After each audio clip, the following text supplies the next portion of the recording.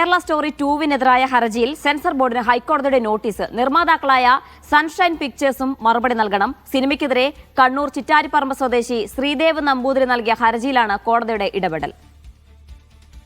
ഗോപിക അരവിന്ദ് ചേർന്ന് വിശദാംശങ്ങൾ നൽകാനായി. ഗോപിക, ചിത്രത്തിനെതിരെ വ്യാപക വിമർശനം ഉയരുന്നതിനിടയിലാണ് നിർണായകമായ ഒരു നീക്കം ഉണ്ടാകുന്നത്. ഹൈക്കോടതിയുടെ ഇടപെടലിനെ എങ്ങനെ കാണണം?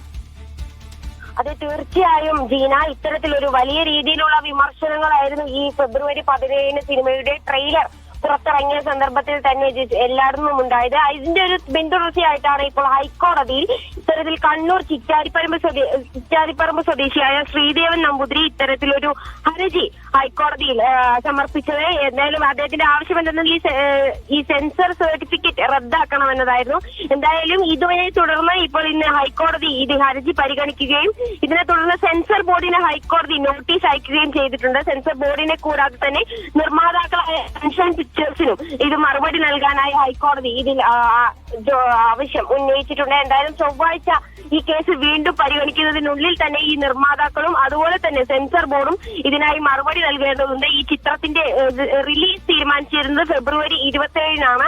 ഇത് ഈ സിനിമ റിലീസ് ആവുന്നതിലൂടെ വ്യാപകമായി സംസ്ഥാനത്തെ വളരെ മോശമായ രീതിയിലാണ് ഇത് ചിത്രീകരിക്കുന്നതെന്നും അതുപോലെ തന്നെ ഇവിടുത്തെ മത സൗഹാർദ്ദപരമായ ഒരു അന്തരീക്ഷം തകർക്കുന്നതിനും എല്ലാം കാരണമാകും ഈ ചിത്രത്തിന്റെ റിലീസ് എന്നതായിരുന്നു ഹർജിക്കാരന്റെ വാദം. കൂടാതെ തന്നെ ഈ കേരള സ്റ്റോറി 1-ാം ഭാഗത്തും റിലീസ് ചെയ്ത സമയത്തും ഇത്തരത്തിൽ പല രീതിയിലുള്ള വിമർശനങ്ങളും പ്രശ്നങ്ങളും കേരള സമൂഹത്തിൽ ഉണ്ടായി. ഇതിന് വഴിവെക്കുകയും ചെയ്യും. ഈ 2-ാം ഭാഗം അതിലും കൂടുതലുള്ള വിമർശനങ്ങളും വ്യാപക പ്രശ്നങ്ങളുമാണ് ഉണ്ടാക്കുക എന്നുമാണ് ഹർജിക്കാരന്റെ വാദം.